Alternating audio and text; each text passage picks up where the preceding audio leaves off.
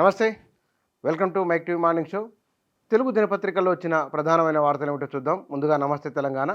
ఈ పత్రికలో మొదటి పేజీలో మెట్రో రైల్ ఫర్ సేల్ అనే ఒక వార్త ఉన్నది. మహిళలకు ఉచిత బస్సు ప్రయాణం ఎఫెక్ట్ అని అమ్మకానికి పెడుతున్న ఎల్ఎన్టీ కంపెనీ అని ఒక వార్త ఇందులో ఉన్నది. దీని పరిణామ ప్రభావాలకు సంబంధించిన ఒక కథనం ఇందులో ఉన్నది. దీంట్లో సాధ్యాలు ఏమిటి, ఆ తర్వాత ప్రభుత్వ స్పందన ఏమిటి అనే తర్వాత చూడాలి. ఇది మెట్రో రైలుకి సంబంధించింది. ఇక మాటతోనే సర్కారు మెడలు వంచిండు, గెలిపించుకుంటే ఇంకెట్లుంటుందని కేసీఆర్ ప్రచారానికి సంబంధించిన విషయాలు అవి ఒక స్టోరీ ఇచ్చారు. ఇక 25 లేదా 27న ఎప్సెట్ ఫలితాలు అనే వార్త ఉన్నది. బీఆర్ఎస్ పడిలేచిన కిరటం అనే ఒక వార్త ఉన్నది.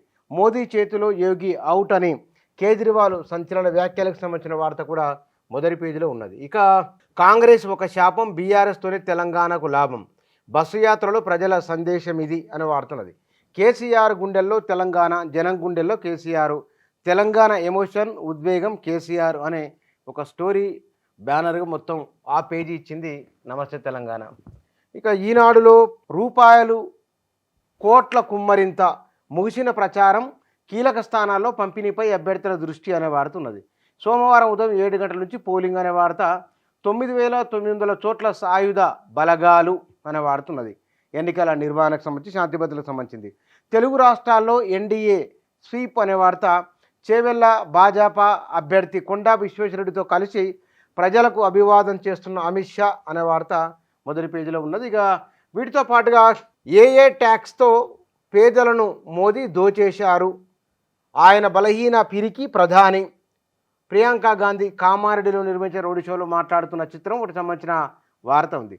కేంద్రంలో అధికారం ప్రాంతీయ పార్టీల కూటమిదే, అవకాశం వస్తే ప్రధాని రేసులో ఉంటాని కేసీఆర్ నిన్న మాట్లాడిన మాటలను హైలైట్ చేసింది ఈనాడు. మోదీ పరివారిని ఓడించండి, రిజర్వేషన్ల రద్దుకు ప్రధాని కుట్ర, కామారెడ్డి తాండూరు రోడ్ షోలో రేవంత్ అనే వార్త ఉన్నది. అభద్రతా అసహనంతో సీఎం అబద్ధాలు అని కిషన్ రెడ్డి వ్యాఖ్యలకు సంబంధించిన వార్త మొదటి పేజీలో వచ్చింది ఈనాడు. ఇక ఆంధ్రజ్యోతిలో తెలంగాణ గడ్డ నుంచే మోదీ ఓటమికి నాంది అనే వార్త ఉన్నది.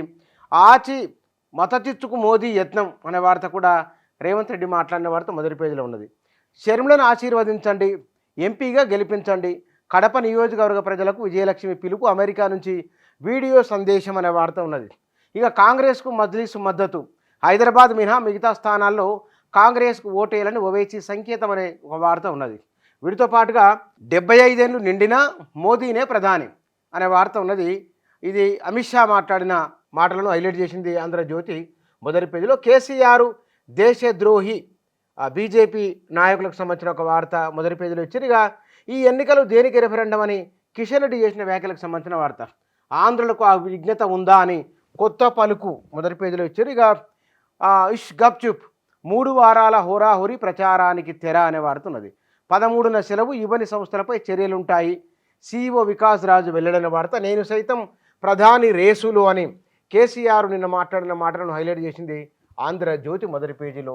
ఇక సాక్షిలో అరవింద్ కేజ్రీవాల్, బీజేపీ మళ్ళీ వస్తే తదుపరి ప్రధాని అమిత్ షా అని వారు చేసిన వ్యాఖ్యకు సంబంధించిన వార్త ఉన్నది.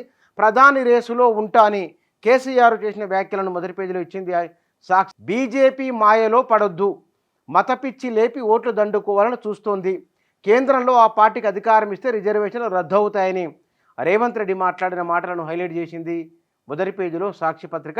ఢిల్లీ అండతో అడ్డుకుంటున్నారు, చిలకలూరిపేట, కైకలూరు, పిఠాపురం ఎన్నికల సభల్లో ఏపీ సీఎం జగన్, ఆ జనం ఫోటో దాంతో కూడిన ఒక వార్తను మొదటి పేజీలో ఇచ్చింది సాక్షి. 4 తెలుగు దినపత్రికల్లో మొదటి పేజీలో ప్రకటించిన వార్తాంశాలు ఇవి.